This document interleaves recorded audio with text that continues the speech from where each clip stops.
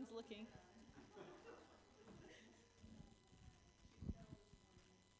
Everybody, I fell this morning. That's why my knees are. I know. It's okay. It happens.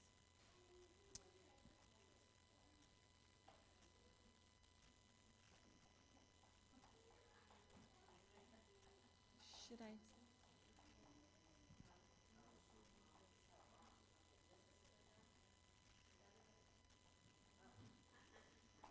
Okay. Good morning, everybody. Welcome to CSL Leesburg. I'm Kristen, and it's lovely to have you here today. And if you're joining us live on Facebook, good morning to you as well. I invite you to sit more comfortably where you are, knowing that you're in the right and perfect place at the right and perfect time, and just letting yourself settle into the physical space of where you are right now. In your awareness, become more fully awake and know that you are here to set an intention of setting sacred space together. We set sacred space by practicing our 5 pillars of spiritual practice. And so we simply acknowledge and know that these 5 pillars are being woven into our practice today. The first pillar of our practice is represented by the yellow candle. Dr. Ernest Holmes, in his book, The Science of Mind, reminds us of the importance of keeping an open mind. The next pillar is prayer, represented by the green candle. A symbol for us is Ganesha, the Hindu god of remover of obstacles. We remember the power of prayer in our lives to remove obstacles. The blue candle represents the pillar of meditation, the divine quality of peace. Our symbol is Buddha, the awakened one, and we light this candle as an affirmation of quieting our mind. The fourth pillar is circulation, the divine quality of life, represented by the red candle. The symbol for us is Lakshmi, the Hindu goddess of prosperity, life, and fertility. We know that the great law of circulation works in our lives. As we give, so shall we receive. The white candle represents the 5th pillar of our service, the divine quality of love, and the greatest symbol of love and service is the master teacher, Jesus. And we light this candle as a call to be of service to our world, seeing through the eyes of love. I invite you to close your eyes as we bless our space and our time together. And as we weave each of these pillars of spiritual living into our service today, may they deepen our own spiritual practices of study, prayer, meditation, circulation, and service, expanding our minds and hearts to the 5 divine qualities of light, power, peace, life, and love. We bless everyone in our service today, everyone who made it possible, and we bless with special gratitude Arc of Loudon for our beautiful space and our musicians that we're so blessed to have with us today. May the energy of love that is generated here bless them abundantly, and so it is.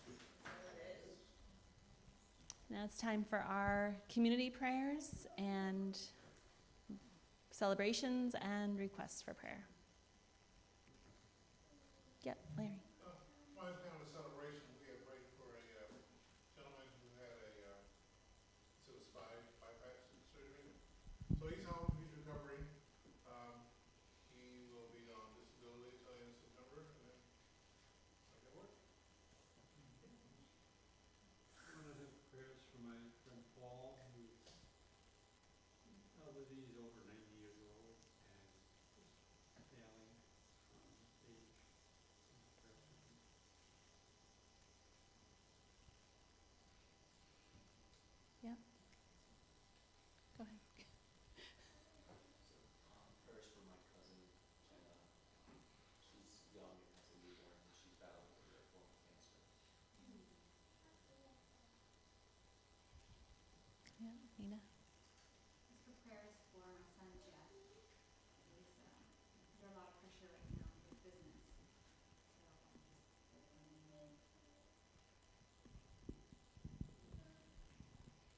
Okay, I invite you to close your eyes.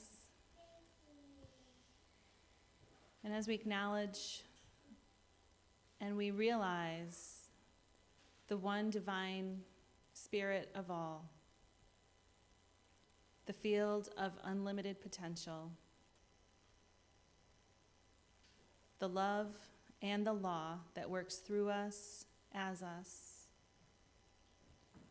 knowing that this is unlimited, eternal, in all of life, knowing that we are part of it. There is no place where this is not. We see it with the most amazing ways as we look around us. We realize all that is. Knowing that this is all the fabric of the oneness. And so we claim and we know for ourselves complete and perfect health, wholeness. We hold all those in prayer, in wholeness and in health.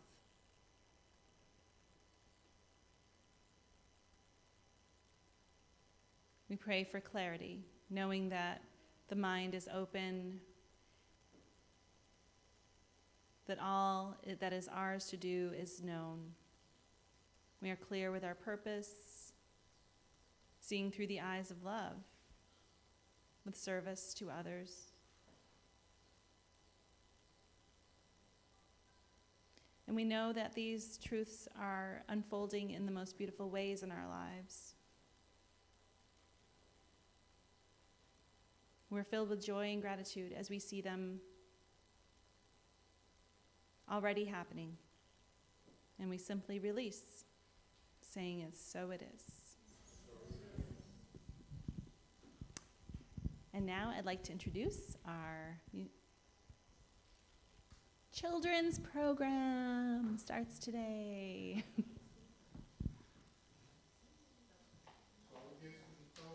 So, yes, all the kids can go that way.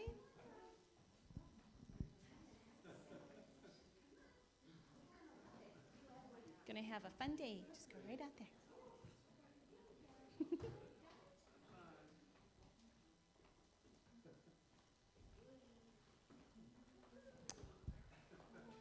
And now we'd like to introduce our musicians.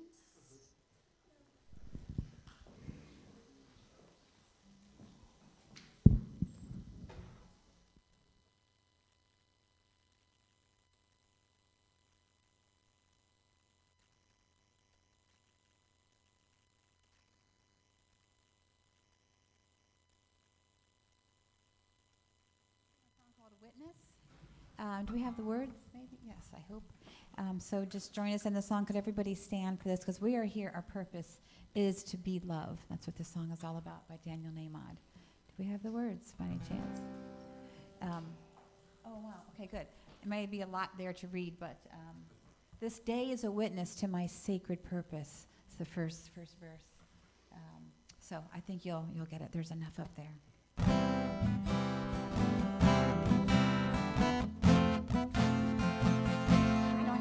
Extra shakers. Would anyone like a couple? Anybody? Where's the cup? Right there. I just think we ought to get into it. Let's get the energy moving. Okay, sorry.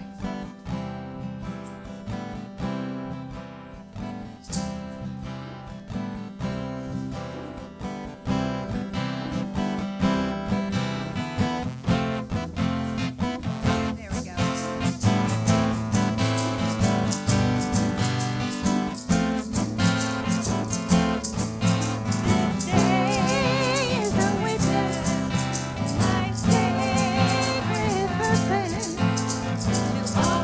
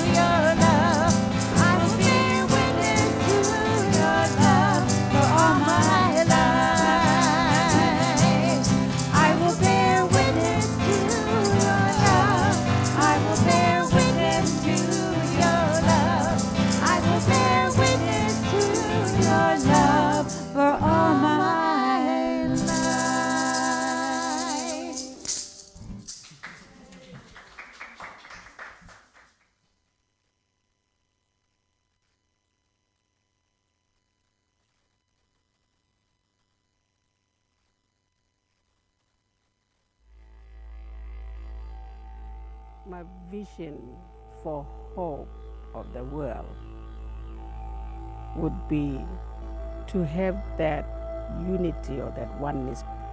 And if the world would have that connection with each other, we would have the same heart, same mind, same spirit. We would overcome all these obstacles that we are fighting this day. The word oppress does not exist in my language. We do not have that. We've only lived in peace and harmony. Oppression is a white man's word. And of course, they've done that to my people of Australia. But for us, we did not dare to fight back because we are spiritual people. What we are hoping for and what we want to see is coming together, balancing both culture to be able to understand each other's perspective of life and how to live in a society. People are here as carriers of the land and to look after each other and see the best of all things. But we need to have love. I must love all people, despite of what they are, who they are, what they have done. Because love binds us together in unity.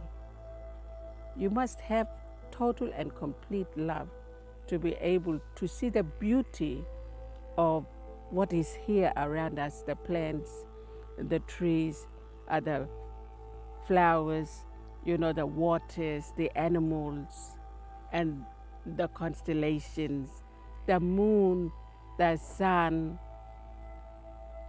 You are instantly connected to them when you have your spirituality.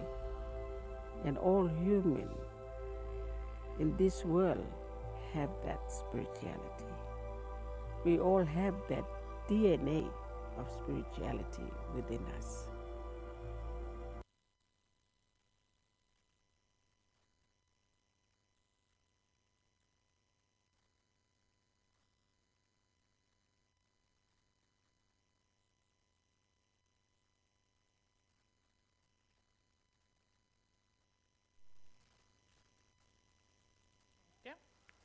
Good morning. So, it's good to be back. I had a couple of weeks off, which was nice. It's a little high, isn't it? There it goes, that's good. I was at camp with my two boys, and I discovered that I have a great gift at making scrambled eggs, so I made 15 dozen scrambled eggs a day for a lot of egg cracking, but it was a really great time in the mountains of Tennessee. So we're finishing up this, which our theme, of course, our theme for the year is spirituality in action, and our theme for this month is celebrating and respecting all nations and all people. And so today I'm kind of bringing it all together, talking about blessing the divine in all. We've been reading this book called The Gentle Art of Blessing, and I just really want to bring that all together because we've been talking about blessing and about honoring other people and honoring other nations, and it really comes down to this very foundational idea of how we can bring our beliefs and our ideas into the world by this practice of knowing and seeing the divine in all, connecting with that oneness that is a part of us, which is a part of our vision statement. That very first part of our vision statement is awakening to our inherent oneness, the divine source, each other, and the world. And so it starts with awakening that divine oneness, that divine essence, that all that there is in life within ourselves. We have to start with ourselves. We can't do it unless we understand and experience that divine essence within ourselves. But we can't stop there either. We have to be able to then move forward and see the divine in others and within our planet and our world and our connection. And I love the definition of oneness by the humanities team, Global Council. They wrote this oneness statement. They say, oneness is the energy of love that lies within and connects all of life, enabling us to recognize ourselves in everything.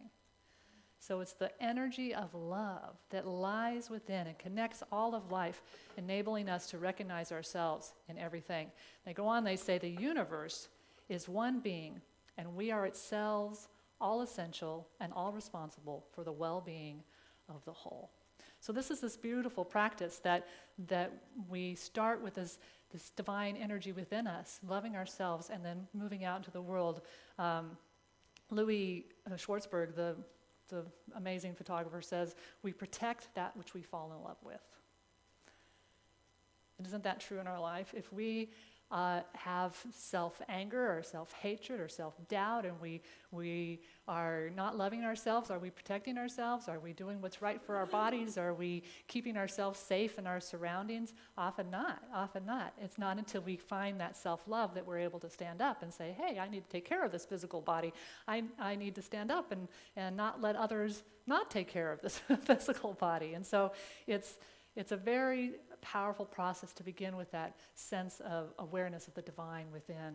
And then what happens is when we begin to feel good about ourselves, we're able to look up and reach out. You know, the song that we've sung sometimes in our New Thought movement, it's, I'm loving myself so much that I can love you so much, that you can love you so much that you can start loving me.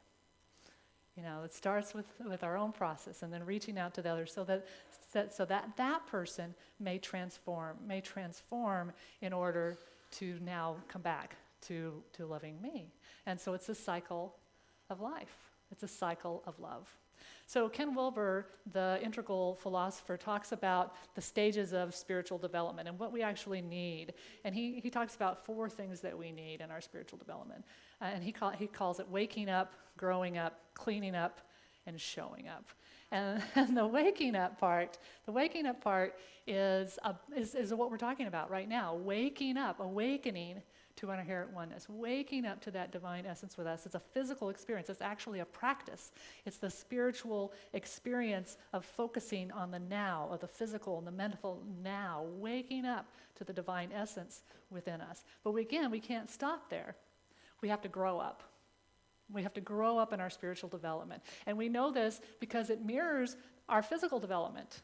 That we can move from an egocentric place. You know, when you're a little baby, a little child, the whole world is about you, right? And then as we grow, we become ethnocentric, which means, okay, I know I'm separate from other things, but I kind of like these people that I have around me. It's my little tribe. And so that's okay. We can go from there. But then we have to keep growing and become world-centric. And that's what we're talking about really today a lot of, is that we expand our circle to include others that may not look like us, may not agree with us, may have different political ideas, may have different religions, all the different things. Then we expand that love to a world-centric, and then it's cosmic-centric. So this is the universal all, the oneness, the non-duality, that we are all one. And so Ken Wilber talks about that as being spiritual intelligence, that we're focusing on the wholeness, moving through these levels of ego, ethnic, world, and cosmic-centric. That's how we grow up. And the way we wake up is our spiritual practice of just being in our presence, of doing our meditation, doing our spiritual work. The way we grow up is more educational. It's like what we're doing right now, talking about it. It's about understanding other people, about going out in the world, traveling around, seeing people, even just stuff that I'm talking to you about today, of understanding that process helps you grow up spiritually. That's why it's so important for us to keep having these conversations, because you need the waking up, but you need the growing up. And those are often interior process, but they get met with this exterior process, which is cleaning up, which is the work that we do on our shadow, on our beliefs, on our ideas. How do we clean that up in our lives? And then the showing up, which is all we've been talking about this whole year, spirituality in action. How do we show up in the world? How do we become activists in our world from this place of oneness, from this divine essence that works within us? And so what keeps us from being that place of oneness, of being able to bless those that may not look like us, bless those that challenge us or even hurt us or that we're angry at. What are the things that keep us in that place of separation? Well, Charles Eisenstein talks about 3 different ways that happens in his book. I love the title of this book. It's called The Most Beautiful World Our Hearts Know Is Possible. The most beautiful world our heart knows is possible. And he talks about the 3 habits of separation that we have. And the first habit is by using force. That, when you think you're separate from something, when you think something's other, then there's a sense of having to show strength, having to force, having to make somebody do what you want them to do. And that can be through force or through shame or through guilt or through othering. We do it. We do it in our lives. Just think about it. We do it oftentimes. It's done in our parenting, right? That if you don't do this, this will happen to you. Right? I was listening to a friend of mine from many years ago, and she was telling me that she told her son that Santa wouldn't come unless he was potty trained by Christmas.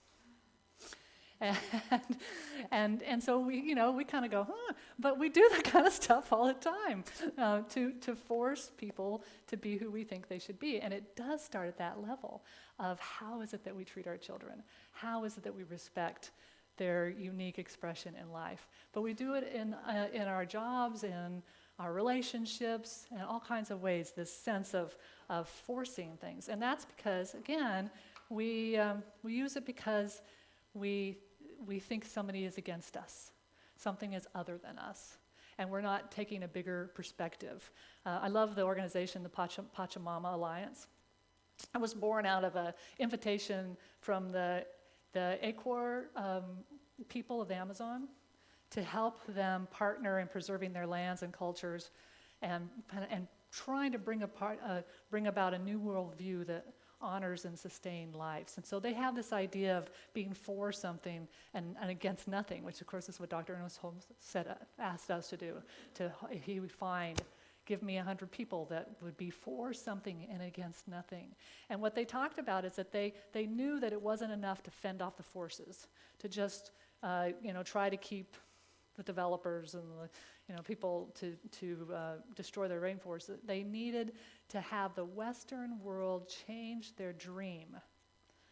They often talk about awakening the dreamer from mass consumption and domination of the natural resource to one that honors and sustains life. They said it was very clear that they had to help bring that message, and that's part of Pachamama's message, and that's part of our message, is to be able to change our view of who we are. So it's not about force, it's about cooperation, and it's not about using this force to create something new. And part of that we use force again is because we have a Newtonian view of understanding of reality, that there's lots of little parts out there. We got to change those little parts, but we know from a quantum perspective it's all a hologram. It's all connected. And so even the littlest things that we do, those moments that we smile, that we send that energy, that we love, that we are kind to our children, that we are kind to each other, that can have a huge effect,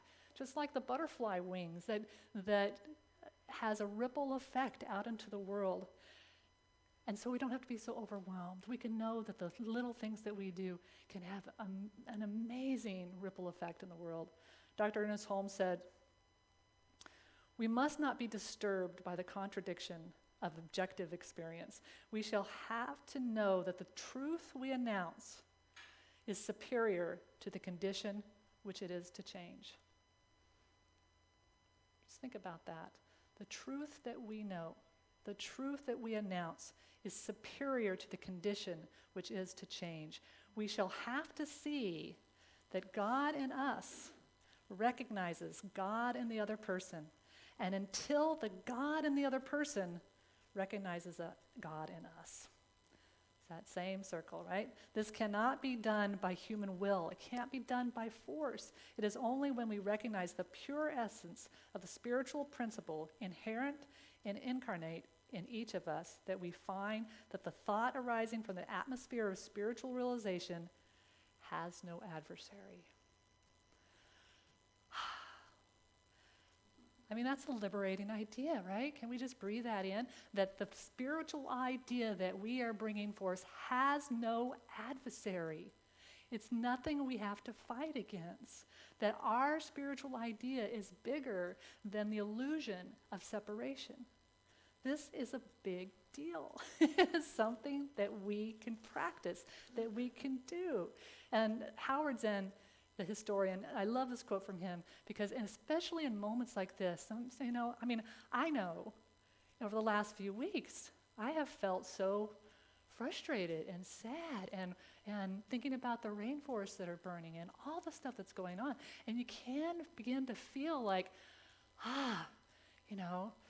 And Howard Zen says, we don't have to wait for some grand utopian future.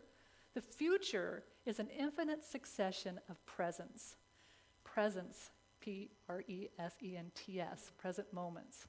And to live now as we think human beings should live.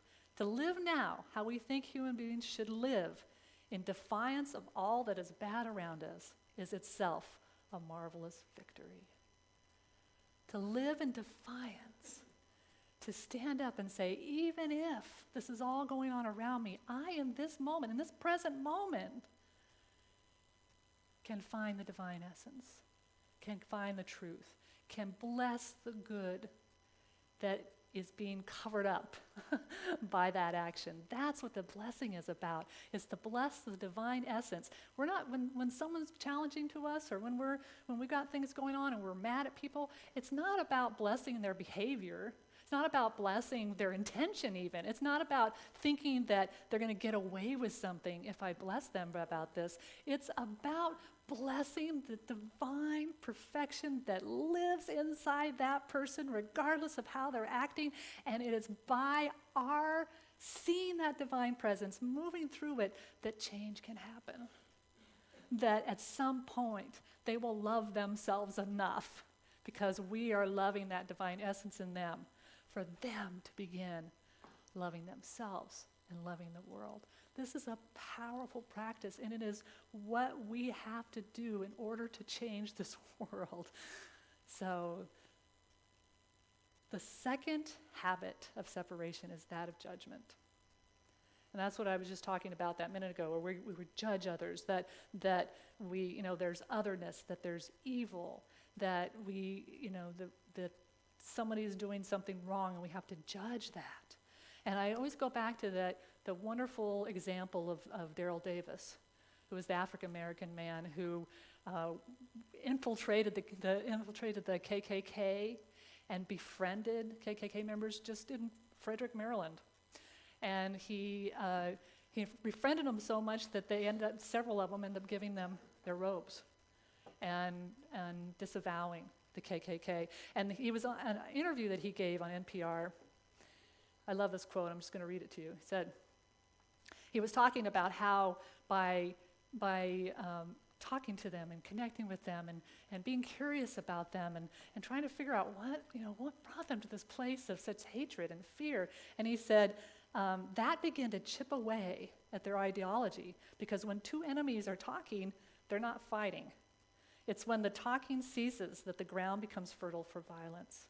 If you spend 5 minutes with your worst enemy, it doesn't have to be about race. It could be about anything. You will find that you both have something in common. And as you build upon those commonalities, you're forming a relationship. And as you build about that relationship, you're forming a friendship. That's what would happen. He said, I didn't convert anybody. They saw the light and converted themselves. Daryl Davis looked at people who were looking at him as that he was the enemy, that they hated him. They wanted to extinguish him and the whole race. And yet he looked past that to find the divine presence. And because of that, he was able to transform lives, literally lives, and change the structure of a whole community and a whole area in our world and beyond. And so I was listening actually this morning to a TED Talk by a lady by the name of Valeria Carr. She's a social justice lawyer, and she talks about revolutionary love, and she's a Sikh.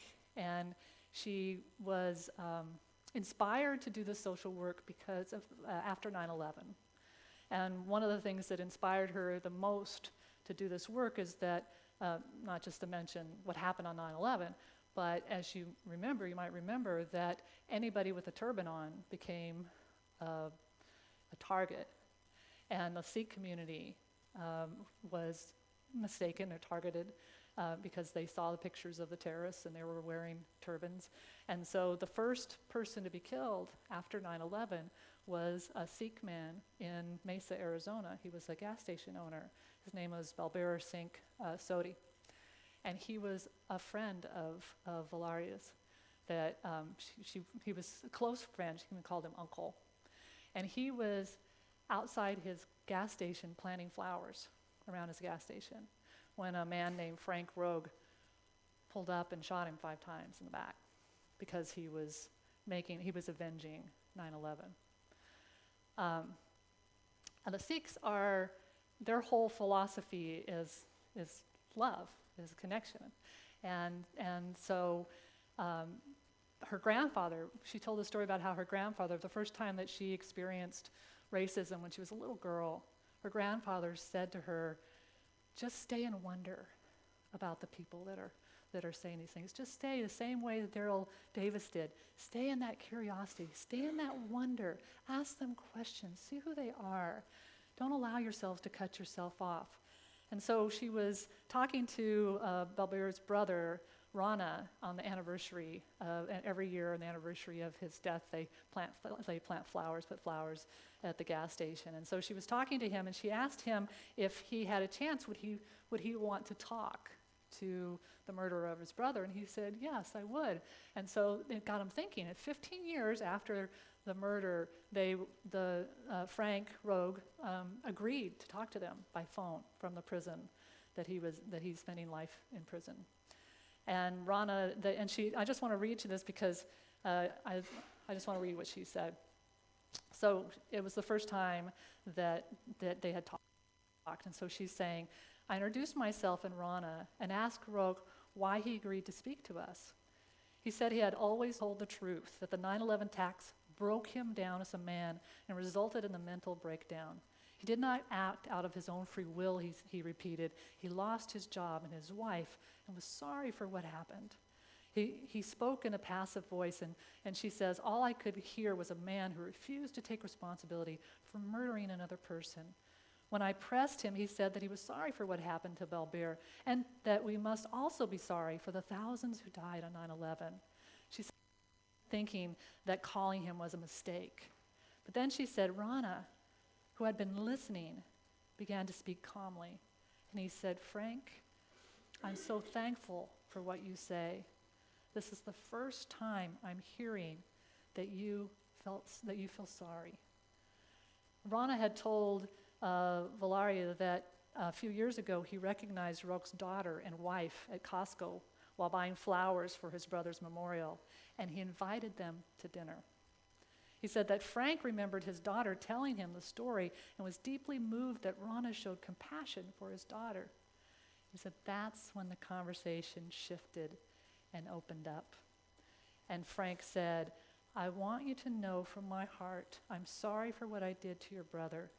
He said, one day when I go to heaven to be judged by God, I will ask to see your brother, and I will hug him, and will ask for his forgiveness. And Rana said, we have already forgiven you. He said he never wanted Roque to be put to death because it foreclosed the possibility of remorse, of reconnection. He said, if I had the power to take you out from prison, I would do it right now. If one day you came out, we can both go to the world and tell the story. And Roque responded, I know I can't give you back what I wish I could, which is your brother, but I hope you find some comfort in knowing that I'm very sorry for what happened to your brother and your whole family and his wife and everyone. This is a redemptive story of opening up, seeing the divine in another, even when that other has done something tragically harmful to your family. In the book that we've been reading this month, The Gentle Art of Blessing, Pierre Pradervan says this: "It's impossible to bless and judge at the same time. So hold constantly as a deep, hallowed, intoned thought the desire to bless, for truly then shall you become a peacemaker, and one day you shall behold everywhere the very face of God." So when we judge, we come from a place of separation and not from oneness. And finally, the last act of our habit of separation that Charles Eisenstein talks about is about conquest and dominion, that there can only be one victor. And of course, we know that that is coming from a place of lack and separation, that there does not have to be one winner, that we can all have a place in this. It's not about more for you is less for me.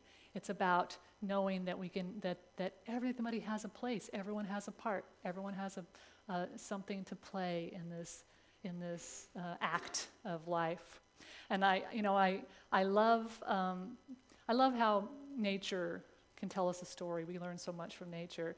And I remember reading Toby Hemingway's book on permaculture. Permaculture is where you kind of live in harmony with your world, with your garden, and with the how you grow food and how you raise animals. And he was talking about the Wallach brothers, who have a farm on Orca Island in the San Juan Islands of Washington State. And they talk about how when they found the farm, it was a wasteland. The wetlands had been dried, it had been farmed, the trees had been cut down, it was just pretty wasted. And they began to bring back the vegetation, they began growing things, the water started coming back, and they had this wonderful experience of cattails coming back to these wetlands. And they loved the cattails. They would go and they would cut them, and they were very tender, and they liked eating them, and they were really loving the cattails. And then one spring, the cattails started disappearing. And they're like, what's happening? So they watched, and they realized that because of the new vegetation, the muskrat had come back. And the muskrat were eating these cattails. And they said the first thing they wanted to do was, dang those muskrats, we don't want them to do that. But then they realized that this was being in harmony, and that this was their natural habitat. And so they just said, okay, the muskrat are back. And for a while, they didn't have any cattails. But then pretty soon what happened is the otters came back. And otters will eat anything, so from what I hear. And then the eagles and the hawks. And then the land started, and it became this biodiverse environment. And then the cattails came back. And so there was this moment where they could have been in force. They could have been, we want our cattails. We want to have that, so we're going to get rid of, we're going to use force, and we're going to use domination, and we're going to use this othering. But instead, they knew, as we should know in our world, that there's a natural harmony in life, and that when we're all in harmony, it all works out. Everybody gets their own. We don't have to force. We can have a place of love and abundance and flourishing.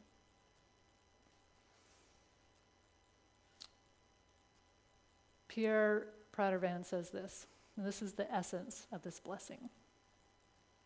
To bless is to acknowledge the omnipresent, universal beauty hidden from material eyes. It is to activate that law of attraction which from the furthest reaches of the universe will bring into your life exactly what you need to experience and enjoy. It's the act of acknowledging the omnipresent, universal beauty hidden from material eyes. That is our practice. That is what gift we have to give to the world. And when we do that, it becomes a cycle. And when I think about, that the song, I love myself so much that I can love you so much, that you can love you so much, that you can love me, I don't think that's a one-way cycle. I think we can love someone so much that they love themselves so much that they begin loving us. that we can be loving ourselves. So even in this moment, if you feel like I can't love myself that much, we can look out in the world and love somebody else, make a connection with somebody else, and do what Rumi says. He says, I have come to drag you out of yourself and take you in my heart. I have come to bring out the beauty you never knew you had and lift you like a prayer to the sky. Let's take that into prayer as we practice today. So let's just rise, and I want to practice a loving kindness prayer today. So let's just breathe in, breathe out into your heart space. Just allow it to expand and open up as you think about this idea of loving yourself so much that you might be able to love another so they might be able to love you. This whole cycle. Just allowing yourself to think about something or someone that you love without condition, that just fills your heart up. Just allow that feeling to come into your heart space. It might be a beloved pet or a person in your life. It could be a place that brings the sense of love. Whatever it is, just allow that feeling to come into your heart space.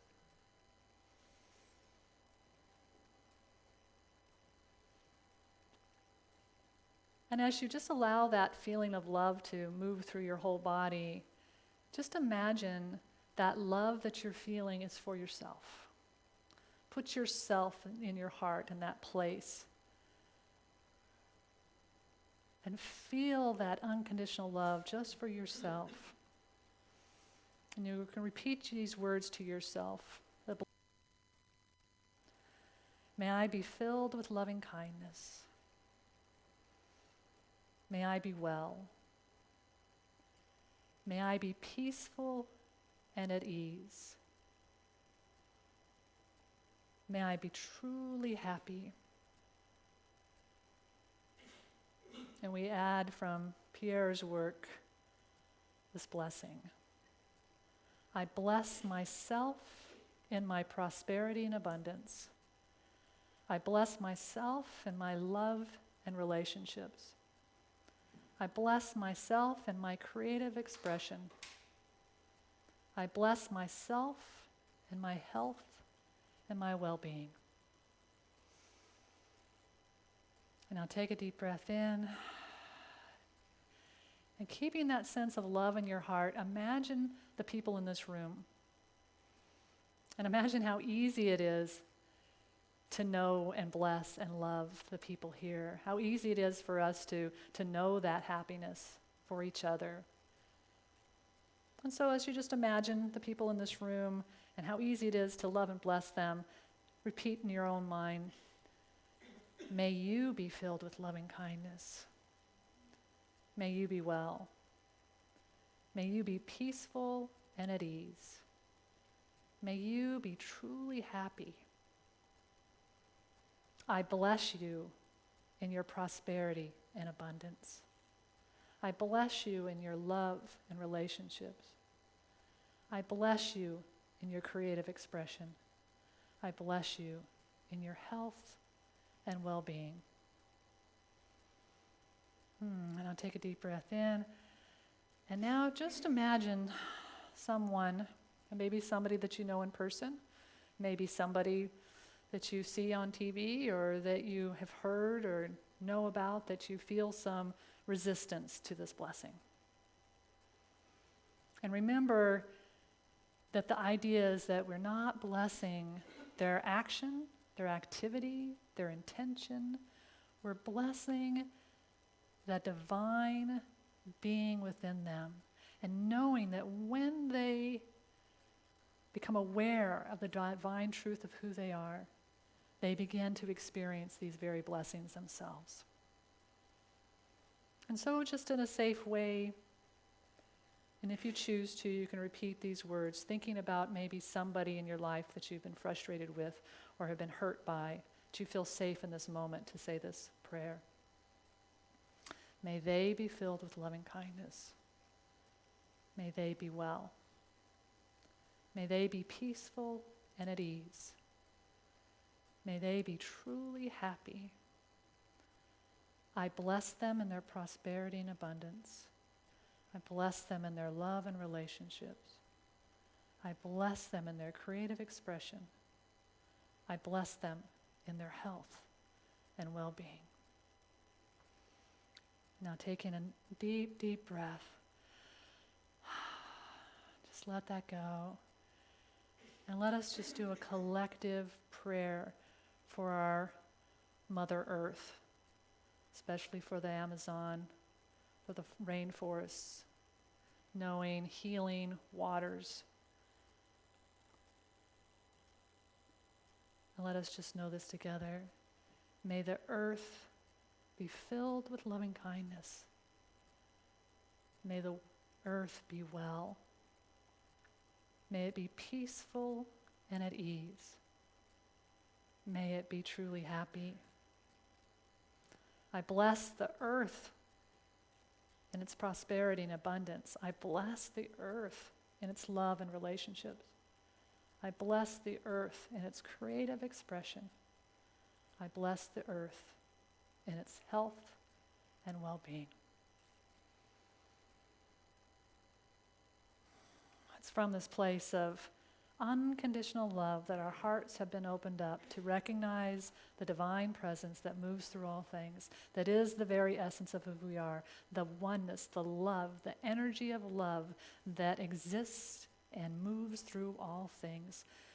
I claim and know that divine essence is moving through me in this moment and through each person here and through each person through the sound of my voice, that this divine essence is lifting each of us up to the highest and best, to this expression of blessing ourselves and blessing others and blessing this earth. And that throughout this next week, there is a new experience, an expanded awareness, an experience of love pouring out and coming back. With clarity and joy, I accept this word for all of us. I know what it has already done. I release this word into the law with gratitude and love. And so it is. So we have Nina and Leanne to sing for us again.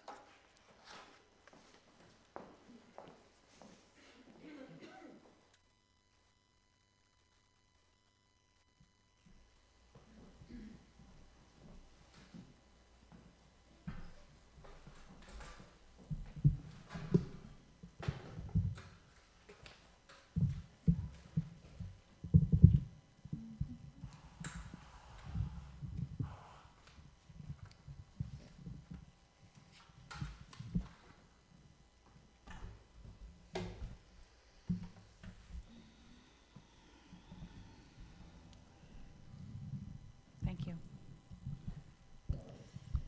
So much to take in. Thank you so much. Wow. The song is called One with the Divine. Just kind of flows along with everything you've been talking about. It's by Gary Floyd. Let's see, I'm going to keep all this up for you.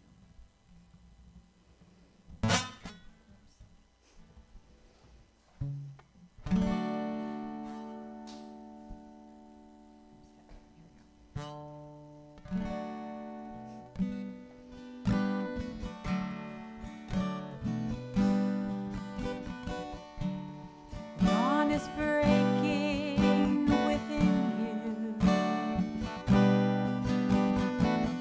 Can you feel the promise of the morn? Your soul is waking to this moment. A new day waiting to be born. You're one in the devotion. Make it in the truth for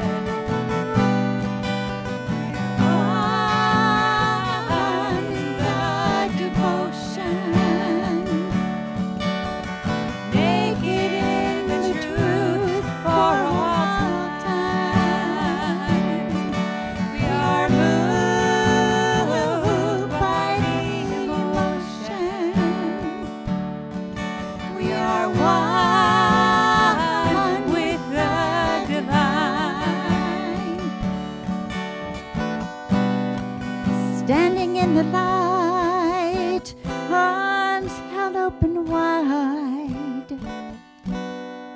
emerging from the night, fears all set aside. No day quite as bright, no place left to hide. Everything's all right, and here we shall abide. We are one in the devotion, naked in the truth for all time. We are moved by the emotion.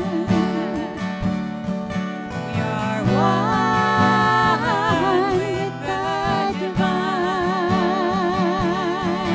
We are drenched in the emotion,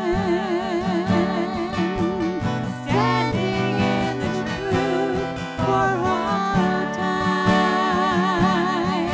We are moved by the emotion. We are one with the divine. We are one with the divine. We are one with the divine.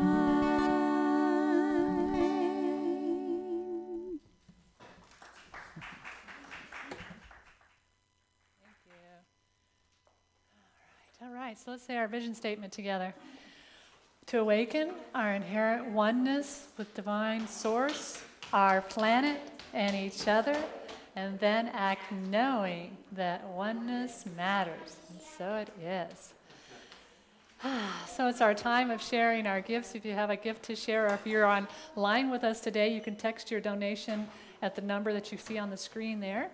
And so let us just take our gift in our hand and place it over our heart and acknowledge the divine presence and the abundance of this law of circulation that works in our lives. We're so grateful for whatever contribution or gift that we share today, knowing that it blesses us and blesses our world and comes back to us tenfold. And so it is. Let's say our affirmation together. Divine Source blesses all that I am, all that I have, all that I give, and all that I receive. I give thanks that this is so, and so it is. So it is. All right, so Nina and Leanne are going to sing for us for our...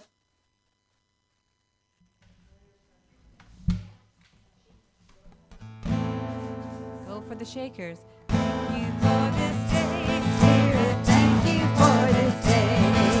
Thank you for this day, Spirit. Thank you for this day. This healing, this healing day. This healing, this healing day. Thank you for this day, Spirit. Thank you for this day. Thank you for this day, Spirit. Thank you for this day. This beautiful, this beautiful, this beautiful day. This beautiful, this beautiful, this beautiful day. Thank you for this day, Spirit. Thank you for this day. Thank you for this day, Spirit. Thank you for this day. This wonderful, this wonderful, this wonderful day. This wonderful, this wonderful, this wonderful day.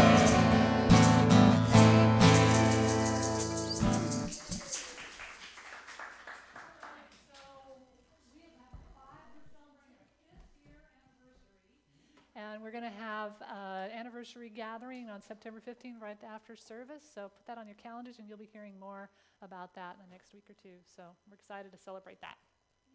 Yay! And then it's our time for pearls. So this is a time to share what you might be taking away from today's service as far as going out into the world and highlights. So Leanne, you were like, So it was very meaningful to me. So the essence of what I got out of a portion of it is that, like, the divine idea, the divine within us, like putting that out there, it has no adversary. It's like, whoa, yeah, I love that. yeah, it's beautiful. Thank you. Elaine? The part about remembering to bless yourself.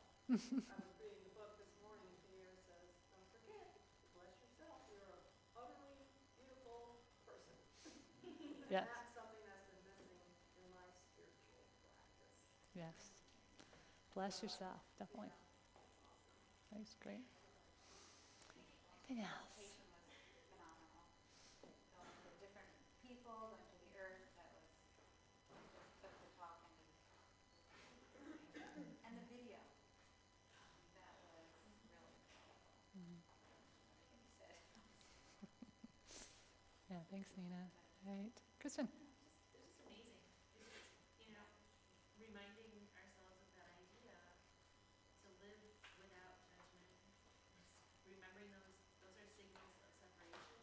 When you feel them coming up within you, to be aware. Hey, I'm in separation. Why? What's triggering that? And why do I feel threatened?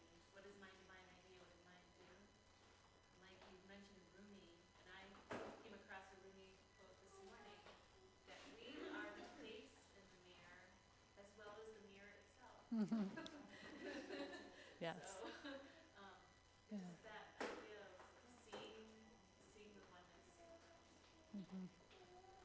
It's a spiritual practice, definitely. So, anything else? Well, if you're visiting for the first day, we're happy to have you here today. Thank you for being here.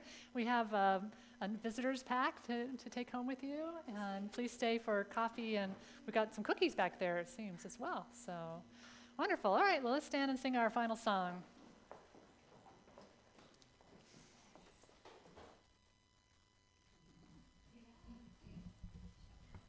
I release and I let go.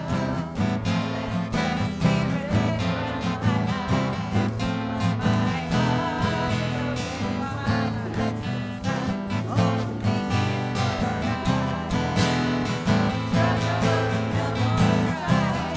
With my faith I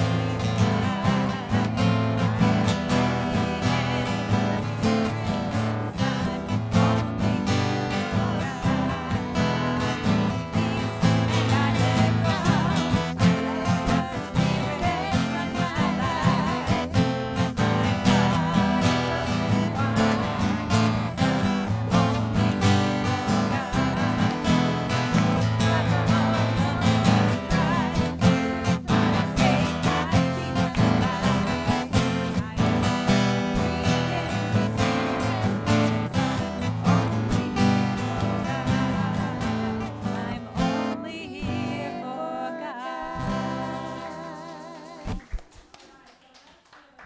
Larry and Charlene for doing our children's working today, yay! And to Blake on sound, as always, yay! And Nina and Leanne and John for music, yay! For everybody else, let's place our hand over heart, close your eyes, and say this with meaning. I am love. Open your eyes, look around, say, you are love. You are love. Hands up in the air, it's all love. It's all love. Bless you guys. Have a great day. Thank you for joining us. Bye-bye. Thanks for, yes, and what's your name again? Nancy? Oh, welcome. Yes, the tell-your-loves, yes. Hi there. Oh, hi, nice to see you. Yeah. They did a pretty good job of holding down the fort. Yeah. It's nice to see you. You Yeah. look rested. Oh, well, I don't know how that happened. I didn't get much rest on my vacation, but I know, it sounds like it. it was fun, though. With both your boys were there? Yeah, my oldest is a mentor at camp now, and so my youngest is still in camp, and then I go and volunteer, and I can. Where's Ronnie today? He's playing music in Frederick at Ase Mese. Her So, husband is a guitarist and sometimes joins us. yeah. Yeah, well, let me get you a packet so you don't, before we forget.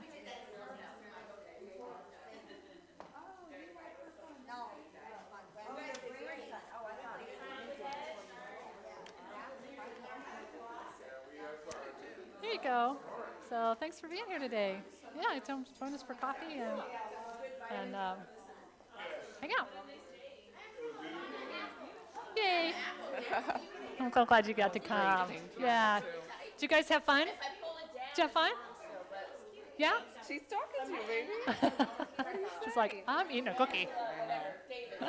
That's the best part today, right? You got 2 cookies. I know. One before and one after. That's great. So